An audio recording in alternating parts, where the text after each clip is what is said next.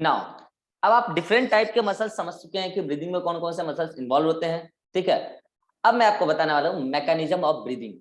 तो सुनना ध्यान से, पहली बार आपको ब्रीदिंग का मतलब आप क्या समझते हैं? सांस लेना, यस और नो? ब्रीदिंग का मतलब क्या समझते हैं आप? Yes sir. सांस लेना। तो अगर आप ब्रीदिंग का मतलब सांस लेना समझते हैं तो गलत समझते हैं। तो फिर ब्रीदिंग का मतलब क्या है? सांस छोड़ना, यस और नो?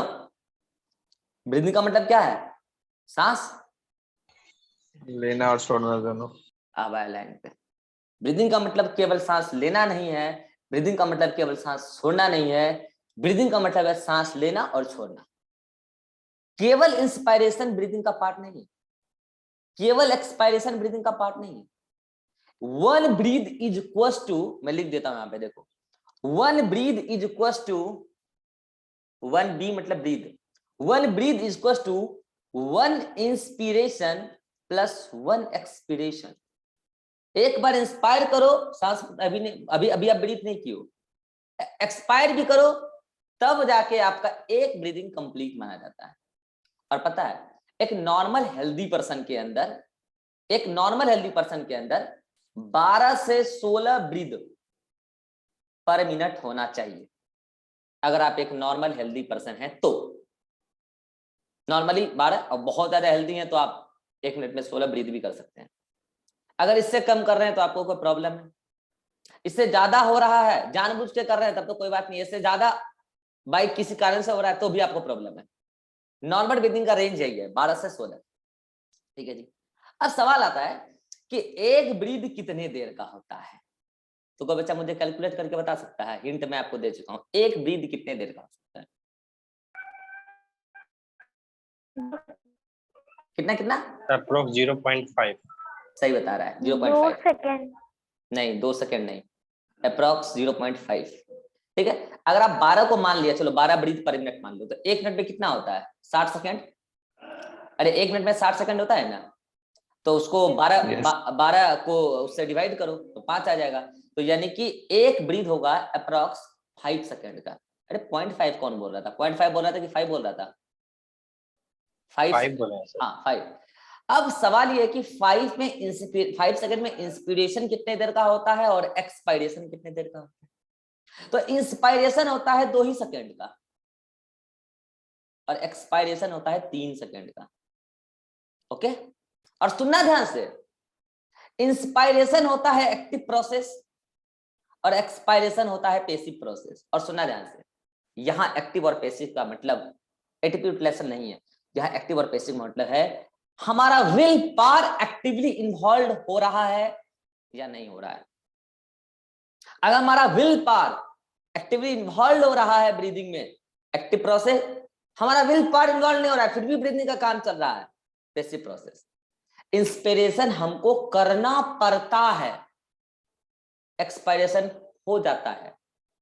फिर रिपीट कर रहा हूं, इंस्पिरेशन हमको करना पड़ता है मतलब एक्टिव प्रोसेस है, हमारा विल पावर इन्वॉल्व होता है उसमें।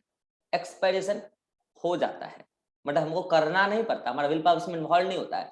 So that inspiration is active process and expiration is passive process. Inspiration 2 second के लिए होता है, एक्सप्रेशन 3 सेकंड के लिए होता है। हमारा will power involve, will power कहां है? ब्रेन में, मैं पहले बता चुका हूं। यानी कि ब्रेन से, नर्वस सिस्टम से, सेंट्रल नर्वस सिस्टम से इंपल्स आता है। और पता है इंपल्स एक रिदम में आता है, 2 सेकंड के लिए आएगा, 3 सेकंड के लिए बंद, फिर 2 सेकंड के लिए आएगा, 3 सेकंड के लिए बंद, फिर 2 सेकंड के लिए इंपल्स आएगा, 3 सेकंड के लिए बंद। सोचो कितना खूबसूरत चीज है, कितना गजब का बॉडी सिस्टम इन्वॉल्व हुआ है, सोचे हो कभी? कितना मतलब एक कोऑर्डिनेशन है। 2 सेकंड के लिए इंपल्स आया ब्रेन से, 3 सेकंड के लिए रुक गया, फिर 2 सेकंड के लिए इंपल्स आया, 3 सेकंड के लिए रुक गया। नाउ क्वेश्चन इज दैट कि इंपल्स कहां से आ रहा है और किसको आ रहा है। अब मैं आपको पढ़ाने वाला हूं मैकेनिज्म ऑफ नॉर्मल इंस्पिरेशन, तब पढ़ाऊंगा मैकेनिज्म ऑफ नॉर्मल एक्सपीरेशन, तब आएंगे फोर्सफुल ब्रीदिंग पे। पहले नॉर्मल ब्रीदिंग पढ़ लेते हैं। तो मुझे बताओ इंस्पिरेशन के लिए इंपल्स आना जरूरी है या एक्सपायरेशन के लिए? जल्दी बताओ। इंस्पिरेशन के लिए, क्योंकि अभी मैंने बताया कि inspiration is active process, will power में होता है। नाउ कहां से आता है इंपल्स? अगर किसी बच्चे ने मेरा नर्वस सिस्टम का लेक्चर गौर से पढ़ा हो, अगर ब्रेन का स्ट्रक्चर याद हो, अगर किसी बच्चे को याद हो, याद करना मेडुला ओब्लंगटा। और मेडुला ओब्लंगटा में मैंने लिखा था dorsal respiratory group and ventral respiratory group, DRG and VRG। उसी को डॉर्सल रिदम ग्रुप भी कहते हैं और वेंट्रल रिदम ग्रुप भी कहते हैं। किसी को याद आ रहा है तो हाथ खड़ा करो। DRG एंड VRG मैंने वहां बोला था नर्वस सिस्टम में, जब मैंने मेडुला ऑब्लंगेटा पढ़ाया था। नहीं याद है जाके लेक्चर उल्टाइएगा, कॉपी उल्टाइएगा, मिल जाएगा। तो जो मेडुला ऑब्लंगेटा में DRG है, कौन? DRG, not VRG। DRG है, DRG मैसेज देता है, DRG मैसेज देता है और वो मैसेज फ्रेनिक नर्व को होते हुए रेडियल मसल को आ जाती है। DRG मैसेज देता है। वही DRG मेडुला ऑब्लंगेटा में बैठा हुआ है, वही DRG EICM को भी इंपल्स भेजता है। कितने देर के लिए? जल्दी बोलो, कितने देर के लिए? 2 सेकंड के लिए। अब बात करते हैं कि उस 2 सेकंड में क्या होता है। क्या बता पाओगे 2 सेकंड में क्या होता है? चलो मैं बोल रहा हूं, मैं पूछूंगा, आप बोलना। हाँ चलो, eight the same time phrenic muscle को, मतलब रेडियल मसल को भी मैसेज आया है और EICM को भी आया है। एक बार बताना, मैं दोनों एट अ टाइम कैसे स्टडी कर सकता हूँ? संभव नहीं है ना, तो एक एक करके स्टडी करेंगे ना। मैसेज तो दोनों का साइमल्टेनियस आया है, ठीक है। चलो जल्दी से बताओ, DRG से मैसेज आया फ्रेनिक नर्व के द्वारा रेडियल मसल को, रेडियल मसल में कॉन्ट्रैक्शन या रिलैक्सेशन? फटाफट बोलना। कॉन्ट्रैक्शन। अगर रेडियल मसल में कॉन्ट्रैक्शन तो डायफ्राम मूव्स डाउनवर्ड और inward? Downward. Diaphragm becomes nearly flat और डोम शेप? फ्लैट। तो थोरेसिक वॉल्यूम इंक्रीज और decrease? Increase. Thoracic volume increase in which axis? Antero posterior axis. बहुत अच्छा। अगर थोरेसिक वॉल्यूम इंक्रीज, अब सुनना ध्यान से, तो होता क्या है कि जो लंग्स पर प्रेशर पड़ रहा था, इंक्रीज और डिक्रीज? लंग्स पर प्रेशर डिक्रीज, लंग्स पर प्रेशर डिक्रीज। अब सुनना ध्यान से, ये जो काली वाली है, ये काली वाली, अब उसमें प्रेशर नहीं पड़ रहा डायफ्राम से उठना, तो ये काली वाली फैलना चाहती है, एक्सपांड करना चाहती है। लेकिन एक बार बताओ, क्या काली वाले से फ्लूइड जुड़ा हुआ है और इस फ्लूइड से ये पीला वाला जुड़ा हुआ है? यानी कि पैराइटल प्लूरा दूर जाना चाहती है। किससे? विसरल प्लूरा से। हेलो, पैराइटल प्लूरा, पहले उसमें प्रेशर लगा हुआ था ना डायफ्राम का, अब वो नहीं है, डायफ्राम थोड़ा दूर चला गया है। पैराइटल प्लूरा दूर जाना चाहती है, किससे? विसरल प्लूरा से। तो जल्दी बताओ, पैराइटल प्लूरा और विसरल प्लूरा के बीच में पुलिंग चल रहा है या पुशिंग चल रहा है? पुलिंग चल रहा है। पैराइटल प्लूरा दूर खींचना चाहती है, और पता है इसकी वजह से इस प्लूरल कैविटी के अंदर एक निगेटिव पुल क्रिएट होगा कि पॉजिटिव पुल क्रिएट होगा? निगेटिव पुल क्रिएट होगा, क्योंकि पॉजिटिव तो हमेशा पुशिंग होता है। निगेटिव पुल क्रिएट होगा। मुझे जल्दी से बताओ, मतलब कि ये नीचे की तरफ, ये बाहर की तरफ एक्सपांड करना चाहती है, तो वो पुल क्या इस फ्लूइड को भी खींच लेगा? वो पुल और क्या उस फ्लूइड से ये भी जुड़ा हुआ है? कौन? Visceral pleura. तो क्या वो भी बाहर की तरफ खींचा जाएगा? यानी कि जब लंग्स पर प्रेशर पड़ रहा था, वो जब कम हुआ डायफ्राम के नीचे जाने की वजह से, थोरेसिक वॉल्यूम के बढ़ने की वजह से लंग्स पर प्रेशर घटा, तो पहले ये वाला जो प्रेशर है, सुनना ध्यान से, मैं 2 जगह IPP लिख रहा हूं। This is also IPP and यहां पे भी IPP। सुना ध्यान से, दोनों IPP अलग अलग है। This IPP is what? Intrapleural pressure. This is what? Intrapleural pressure, pleural cavity का pressure. And this is also IPP. This IPP is, it is intrapulmonary pressure. कितने लोग समझ पाए अंतर? IPP is intrapleural pressure, pleural cavity का pressure, and this IPP is intrapulmonary pressure. तो जल्दी से बताओ, जब लंग्स पर पड़ने वाला प्रेशर कम हो गया, यानी कि जो डायफ्राम से उसका प्रेशर पड़ रहा था, तो पहले कौन नेगेटिव पुल क्रिएट किया? इंट्राप्लूरल प्रेशर या इंट्रापल्मोनरी प्रेशर? इंट्राप्लूरल प्रेशर। तो कल को एग्जाम में क्वेश्चन आएगा, which pressure reflects other pressure. मैं स्टेटमेंट दे रहा हूं, इंट्राप्लूरल प्रेशर रिफ्लेक्ट्स इंट्रापल्मोनरी प्रेशर और इंट्रापल्मोनरी प्रेशर रिफ्लेक्ट्स इंट्राप्लूरल प्रेशर। क्या सही है? सर फर्स्ट वाला। इंट्राप्लूरल प्रेशर रिफ्लेक्स इंट्रापल्मोनरी प्रेशर। तो कैसे? तो आइए फिर से स्टार्टिंग से बात करते हैं। जल्दी बताओ, DRG से मैसेज आया। अच्छा, DRG से कब मैसेज आएगा? आप चाह रहे हैं सांस लेना, आप चाह रहे हैं सांस लेना मींस वॉलंटरी प्रोसेस है। आप चाह रहे हैं सांस लेना, डीआरजी ने इंपल्स भेजा रेडियल मसल को, रेडियल मसल में contraction, diaphragm moves downward, that means diaphragm moves from anterior to posterior axis, then thoracic volume increase in anterior to posterior axis, pressure on the lungs decrease, intrapleural pressure decrease, intrapleural pressure decrease, and when intrapleural pressure decrease, lungs expand. When lungs expand, जल्दी से बोलो, pulmonary volume, pulmonary volume increase, pulmonary volume increase. और अगर pulmonary volume will increase, तो जल्दी से मुझे बता दो intrapulmonary pressure increase और decrease? decrease, intrapulmonary pressure decrease, बहुत बढ़िया। इंट्रापल्मोनरी प्रेशर डिक्रीज, तो कितना डिक्रीज? इतना डिक्रीज कि 760 mm ऑफ Hg से कम हो जाए, मतलब एटमॉस्फेरिक प्रेशर से कम हो जाए। एटमॉस्फेयर में प्रेशर कितना है? 760 mm ऑफ Hg। इतना कम हो जाए तो पता कितना कम हो जाता है? 758 mm ऑफ Hg जैसे ही होता है तो जो बाहर जो इंस्टर्नल नोस्ट्रिल से एयर अंदर आ रही थी पूरा डक्ट को होते हुए, वो एल्वेओलाई के अंदर आ जाती है और लंग्स पूरा एयर से भर जाता है, इंस्पायरेशन हो जाता है। अभी मैंने केवल एक मसल का रोल बताया, रेडियल मसल का। At the same time simultaneous EICM भी रोल प्ले कर रहा होगा। मेरा दो गो मुंह नहीं है कि हम एक के साथ दोनों का नाम बोल दें, हम एक एक करके ही पढ़ सकते हैं ना, लेकिन हो रहा है दोनों एक साथ।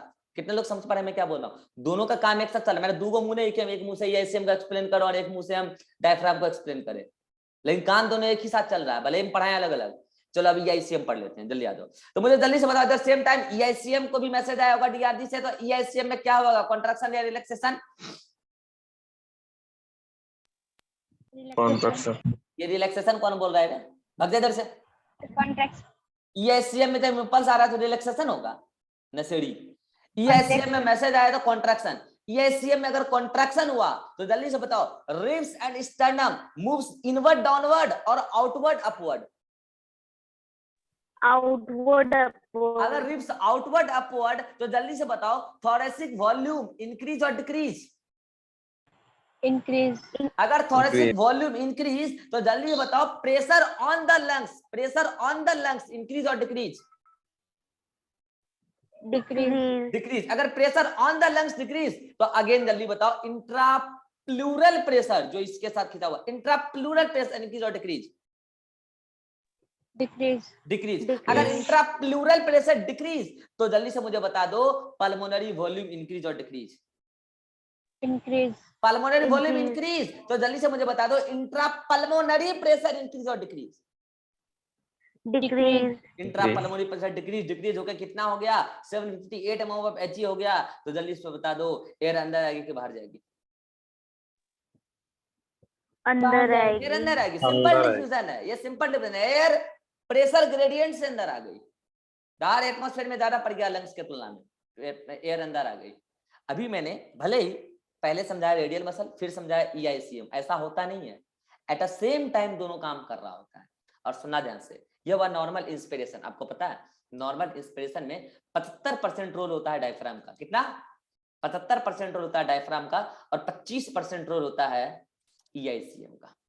25% रोल होता है ईआईसीएम का। तो मुझे जल्दी से बता दो कि मेन रोल किसका है? मेन रोल किसका है? डायफ्राम का, डायफ्राम का। इसलिए कहते हैं radial muscle is main respiratory muscle, main inhalatory muscle. अब सुनना ध्यान से, नॉर्मली ऐसा ही होता है, 75% रोल प्ले करता है डायफ्राम, और ईआईसीएम रोल प्ले करता है कितना? 25%। और सुना ध्यान से, डायफ्राम पायदाना मैमल्स का यूनिक फीचर है, लेकिन एक भाई साहब हैं रेप्टाइल्स के मेंबर, क्रोकोडाइल, उन भाई साहब में भी डायफ्राम है एक्सेप्शनली, क्रोकोडाइल में। बाकी मैमल्स का यूनिक फीचर है। सुना ध्यान से, तो जब मैमल्स में फीमेल प्रेग्नेंट होती है, हम ह्यूमन लेडी की बात कर लेते हैं, तो आपको पता होगा कि डायफ्राम के नीचे ही यूट्रस वाला पूरा पार्ट पड़ता है, यस और नो? एब्डोमिनल कैविटी, देन वो रिप्रोडक्टिव सिस्टम मैं बता चुका हूं। तो अच्छा बताओ कि बेबी कहां पलता है, पेट में या यूट्रस में? यूट्रस में, यूट्रस में, सब बता चुका हूं रिप्रोडक्टिव सिस्टम में, ठीक है, यूट्रस में। तो जब बेबी धीरे धीरे ग्रो करता है, तो बेबी जो ग्रो करता है तो डायफ्राम को नीचे से धक्का लगा, थोड़ा सा दबाव लग रहा होगा। तो क्या डायफ्राम उतना नीचे जा पाएगा जितना जब वो लेडी नॉर्मल थी, प्रेग्नेंट नहीं थी? क्या उतना नीचे डायफ्राम जा पाएगा? नहीं sir. No, In sir. that case, EICM role play more than 25%. More than 25%, but not more than diaphragm. हाँ, diaphragm 75 से कम रोल प्ले कर रहा है, अप्रॉक्स 60% रोल प्ले करने लगता है, और ये अप्रॉक्स 30% मोर्चा संभालने लगता है. सॉरी, अप्रॉक्स 35 to 40% मामला मोर्चा संभालने लगता है. But ribs never play more than diaphragm. Ribs never play role more than diaphragm. Diaphragm हमेशा अधिक होगा. लेकिन फिर बताओ क्या लाइन सही है? EICM यानी कि ribs play more role in breathing in pregnant lady as compare to normal lady. Yes और नो? रिब्स कभी भी डायफ्राम से अधिक रोल प्ले Yes, नहीं sir. करता है. लेकिन हाँ, रिब्स प्रेग्नेंट लेडी के अंदर, नॉर्मल लेडी के अंदर रिब्स के कंपैरिजन में ज्यादा रोल प्ले करता है ब्रीदिंग में. This is normal inspiration. जल्दी से बताओ, एक्सपायरेशन कराना है, क्या करें? एक्सपायरेशन कराना है, क्या करें? DRG से मैसेज आना रिलैक्स बंद. करवा दो. अरे कैसे स्टार्टिंग से शुरू स्टार्ट करो. DRG से मैसेज आना बंद. दोनों को एट अ टाइम मैसेज आना बंद हुआ होगा, लेकिन मुझे तो एक्सप्लेन अलग अलग करना पड़ेगा. दूगो तो मुंह है नहीं मेरे पास. चलो पहले रेडियल मसल को एक्सप्लेन कर लेते हैं. DRG से मैसेज आना बंद, तो रेडियल मसल क्या हुआ? Contracted, relax. रिलैक्स. अगर Contract. रेडियल मसल रिलैक्स, तो डायफ्राम जो फ्लैट था वो again becomes dome shape. Dome अगर शेप. डोम. तो जल्दी Dome बताओ, shape. Again become dome shape. तो diaphragm moves from which, in which direction? Inward. Posterior to anterior. तो पोस्टीरियर टू एंटीरियर. तो जल्दी बताओ, थोरेसिक वॉल्यूम इंक्रीज और decrease? Decrease. Thoracic Decrease. Volume Decrease. Decrease. Okay, अब thoracic volume decrease. तो जल्दी बताओ, लंग्स पर पड़ने वाला प्रेशर इंक्रीज और डिक्रीज? इंक्रीज. इंक्रीज. तो Increase. इंट्राप्लूरल प्रेशर इंक्रीज और decrease? Increase. Intrapleural pressure increase. तो लंग्स कंप्रेस और expand? Compress. Lungs Compress. Compress. तो पल्मोनरी वॉल्यूम इंक्रीज की decrease? Decrease. Increase. Pulmonary volume Decrease. Decrease. तो जल्दी बताओ, इंट्रापल्मोनरी प्रेशर इंक्रीज और डिक्रीज? इंक्रीज. तो इंक्रीज. बढ़ के कितना? 760 से ज्यादा. तो कितना? 762 से ज्यादा. तो इतना जैसे ही ज्यादा एयर ग्रेडियंट से बाहर या अंदर? बाहर. बाहर. Expiration.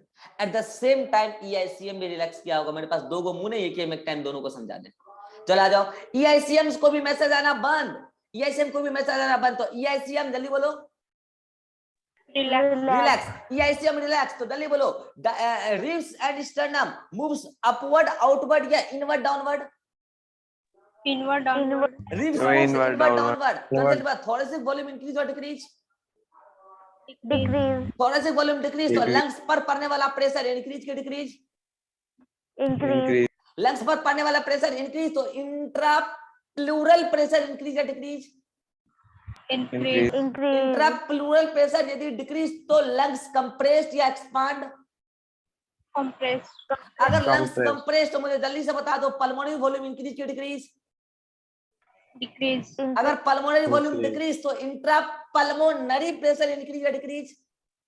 Increase. Intrapulmonary pressure increase होकर कितना? तो 760 से ज्यादा. तो कितना? 762 से ज्यादा. तो जल्दी बताओ यार, बाहर या अंदर? बाहर. बाहर. Expiration. This is the mechanism of normal breathing. Normal inspiration, normal expiration. 2 second के लिए मैसेज आता है DRG से, 3 सेकंड के लिए नहीं आता है. फिर 2 सेकंड के लिए आता है, फिर 3 सेकंड के लिए नहीं आता है. अभी मैं ऐसे हूं तो मेरा नॉर्मल ब्रीदिंग चल रहा है. अभी मैं कभी कभी पढ़ाते पढ़ाते जोश आ जाता है मेरे को, तो मेरा फिर ब्रीदिंग का रेट बढ़ जाता है. तो वो फोर्सफुल ब्रीदिंग होने लगता है. अभी मैं भागने लग जाऊंगा, रेट बढ़ जाएगा. अभी कोई यहाँ सामने शेर आ जाए, डर लग जाएगा, रेट बढ़ जाएगा. तो उस समय फोर्सफुल ब्रीदिंग होता है. नाउ अब समझते हैं फोर्सफुल ब्रीदिंग का मैकेनिज्म. नॉर्मल ब्रीदिंग कितना को क्लियर है? हाथ खड़ा कर दो. नॉर्मल ब्रीदिंग कितना को क्लियर है? सभी को क्लियर है? चलिए अब चलते हैं फोर्सफुल ब्रीदिंग. सुना ध्यान से. फोर्सफुल ब्रीदिंग में भी पहले क्या आएगा? Forceful inspiration. फिर आएगा फोर्सफुल एक्सपीरेशन. चलते हैं फोर्सफुल इंस्पिरेशन में. सुनना ध्यान से. फोर्सफुल इंस्पिरेशन में कोई नया मसल इन्वॉल्व नहीं होगा. फिर कह रहा हूं, फोर्सफुल इंस्पिरेशन में कोई नया मसल इन्वॉल्व नहीं होगा. जो मसल है उसी को बोलेंगे औकात से ज्यादा काम करो. समझ में आया क्या बोलेंगे? जितना काम कर सकते हो उतना काम करो. यानी कि DRG और DRG से रेडियल मसल एंड EICM को नॉर्मल इंपल्स या स्ट्रॉन्ग इंपल्स, स्ट्रॉन्ग इंपल्स। चलो स्टार्ट हो जाओ, शुरू हो जाओ, अब शुरू हो जाओ, फ्लो में आना। अगर डीआरजी से दोनों को एटोसाइम आया होगा, फिर से वही बात, पहले मैं रेडियल मेथड बताऊंगा, फिर आईसीएम बताऊंगा, ठीक है। अच्छा कोई बात, एक बात बता सकता है कि मुझे रेडियल मेथड से ज्यादा अट्रैक्शन है क्या? पहले मैं इसको बताता हूँ, फिर आईसीएम को बताता हूँ, पहले वही बता दूं तो क्या दिक्कत है? कोई बताएगा ऐसा मैं क्यों कर रहा हूँ? कह रहे हैं आपका नाम का लेटर से स्टार्ट होता है।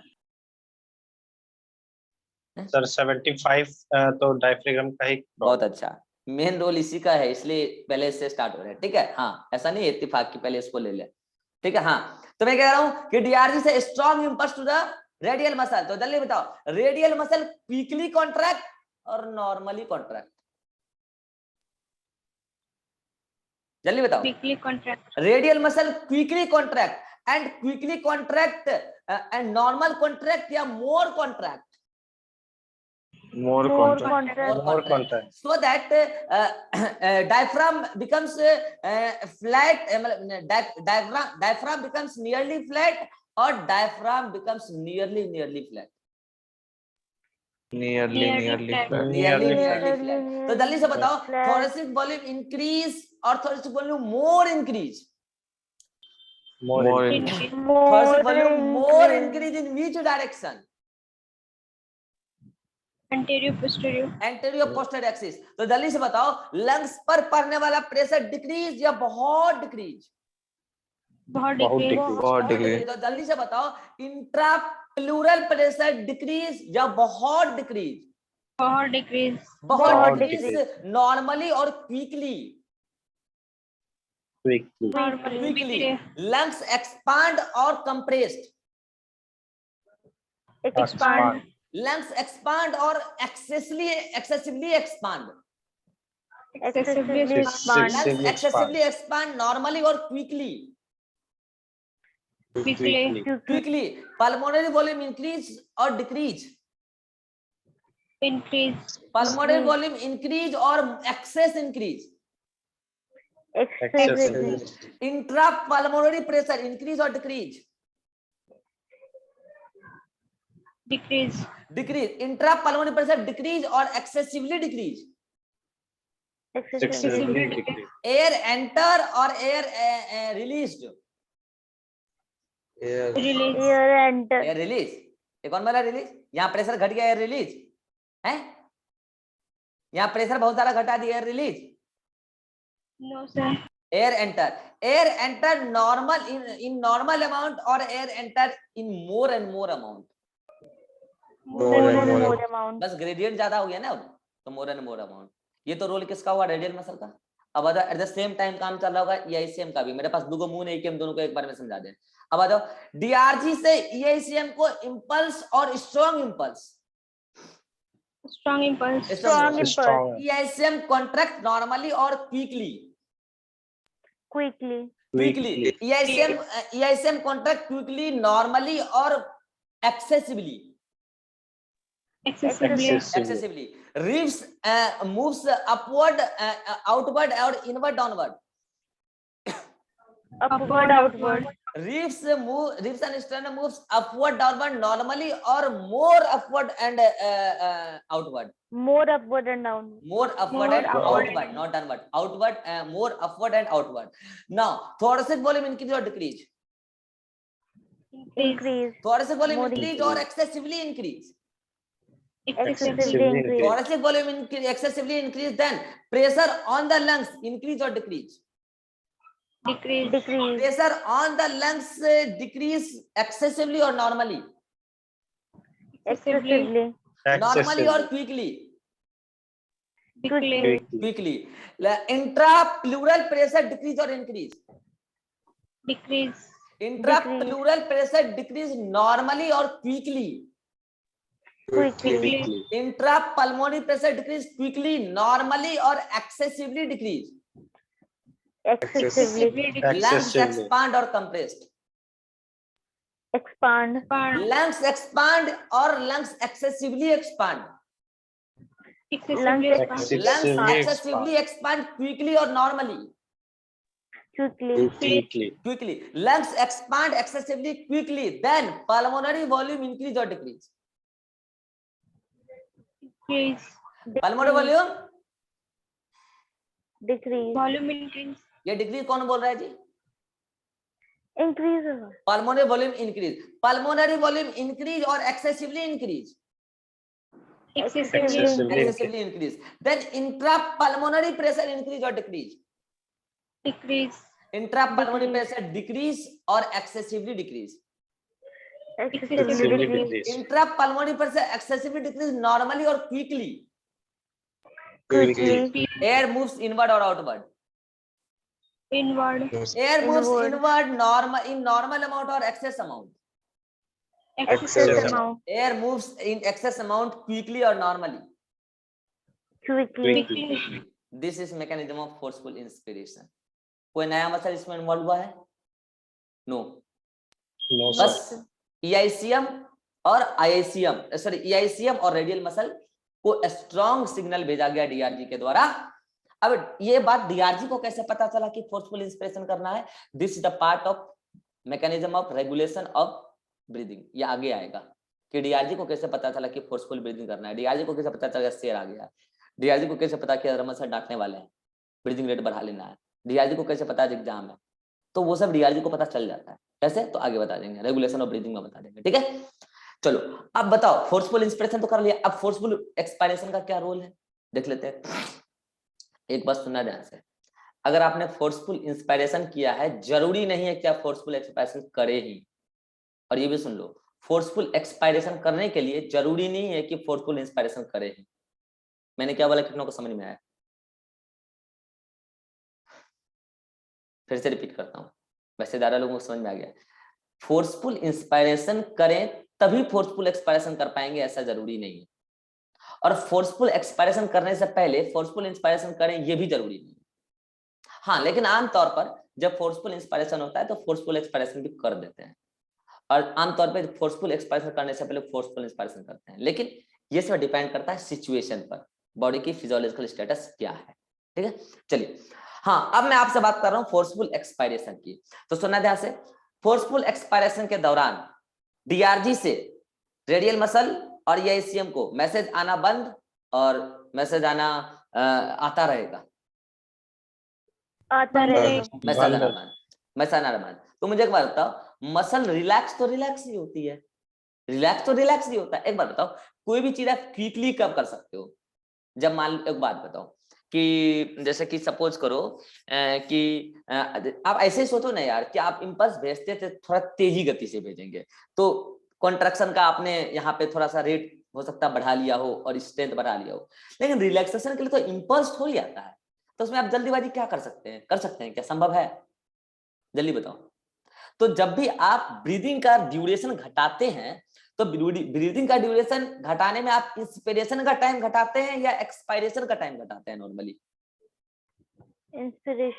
इंस्पायरेशन का टाइम घटाते हैं सिग्नल स्ट्रॉन्ग भेज के, क्योंकि एक्सपायरेशन तो बिना सिग्नल भेजे ही होता है, और वो तो जितना होता है सो होगा ही।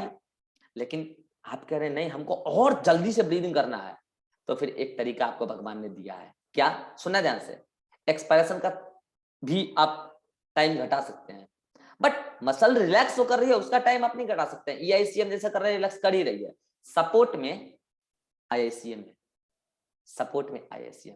तो पहले सुन लो इन दोनों के बारे में। इन दोनों का क्या होगा? DRG से मैसेज आना बंद, जल्दी बताओ, DRG से मैसेज आना बंद, फटाफट बताना, टाइम कम है। DRG से मैसेज आना बंद, तो रेडियल मसल कॉन्ट्रैक्ट और relax, Relax. Radial muscle relax in, तो डायफ्राम मूव्स डाउनवर्ड और inward, down, inward, diaphragm moves upward, बोलो मतलब अपवर्ड इनवर्ड जो भी है। Diaphragm moves upward in which direction? posterior to anterior, posterior to anterior, posterior to anterior. Then now pressure on the lungs increase or decrease? increase, Intrapleural pressure increase or decrease? Increase. Increase. Lungs compress or expand? Compress. Lungs Compress. compress. Pulmonary volume increase or decrease? Volume decrease. Pulmonary volume decrease. Decrease. Intrapulmonary pressure increase or decrease? increase, Increase. बढ़ गया कितना? 700 से 760 से ज्यादा। Air out और inward?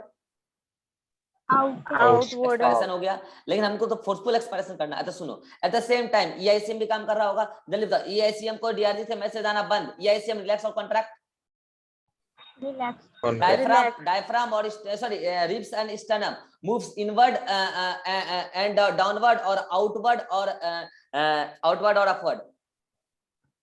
Inward or downward? Inward, downward. Inward or So pressure, thoracic volume increase or decrease? Decrease. Pressure on the lungs increase or decrease? Increase. Pressure on the lungs increase. Then intrapleural pressure increase or decrease? Decrease. Intrapleural pressure decrease. Increase. Intrapleural pressure decrease. कौन बोला decrease? Increase. Intrapleural pressure increase. Then pulmonary volume increase or decrease? Decrease. पहले बताओ, उससे पहले बताओ. Intrapleural pressure increase. Then lungs compress or expand? Compress. Lungs compress. Then pulmonary volume increase or decrease? Volume Decrease. decrease. Pulmonary volume decrease. Intrapulmonary pressure increase or decrease? Decrease. Increase. Increase. Pressure increase. Sorry. भाई साहब, जब pulmonary volume decrease तो intrapulmonary pressure increase ना. Air mover inward और outward? Outward. लेकिन एक बार बताओ, ये तो नॉर्मली ईआईसीएम और रेडियल मसल रिलैक्स किया, तो इससे तो जितना वॉल्यूम पहले नॉर्मल एक्सप्रेशन में घटता बढ़ता था उतना ही होगा. लेकिन आप तो कह रहे हैं हमको फोर्सफुल एक्सप्रेशन करना है, तो क्या आप ईआईसीएम और रेडियल मसल को कोई छेड़छाड़ कर सकते हैं? नहीं कर सकते हैं भाई. देखो, रिलैक्स में कोई इंपल्स थोड़ी आता है जो आप उसको जल्दीबाजी करवा सकते हो. रिलैक्सेशन तो विदाउट इंपल्स होता है ना. है, समझ रहे हो कि ना मैं क्या बोल रहा हूं? मैं ये बताना चाह रहा हूं आईसीएम की क्या रिक्वायरमेंट पड़ी.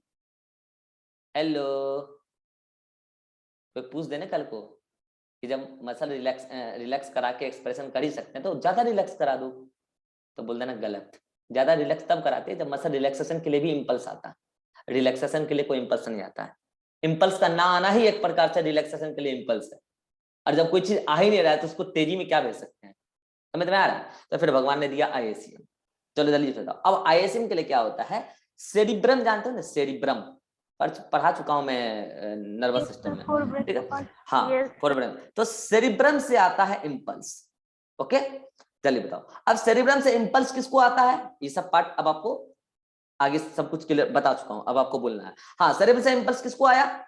आईएससीएम को. जल्दी बताओ, सेरिब्रम से इंपल्स आया है. आईएससीएम कॉन्ट्रैक्ट और relax?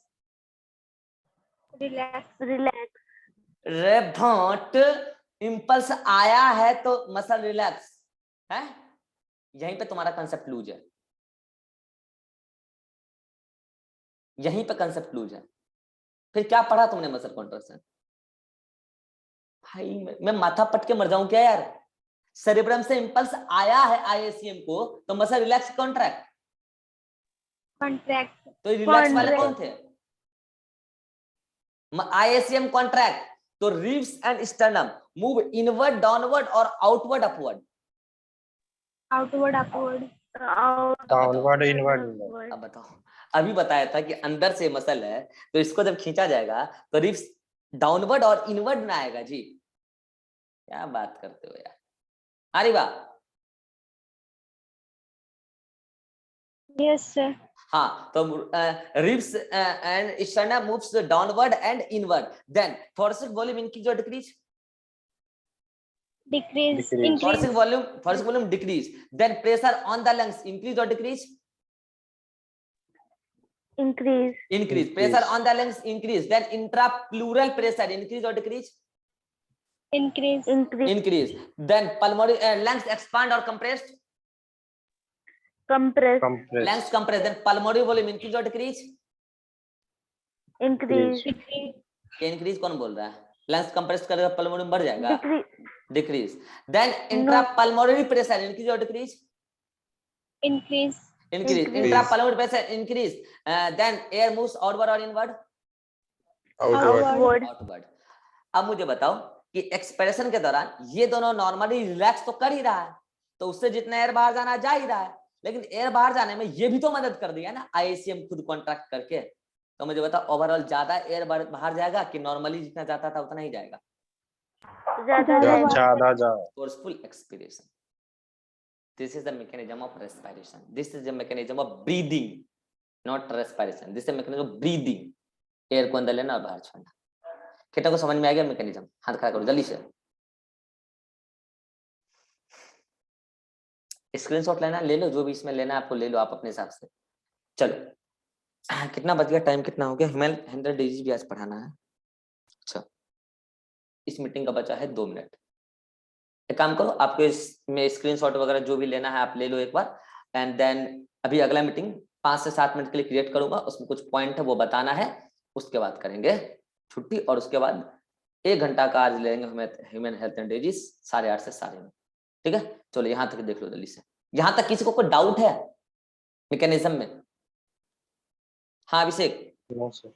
Riva, No, sir. No, sir. अब Srishti, No, sir. Vivek, no sir. चलिए यहाँ तक देखिए, देन मिलते हैं अगली मीटिंग में। अभी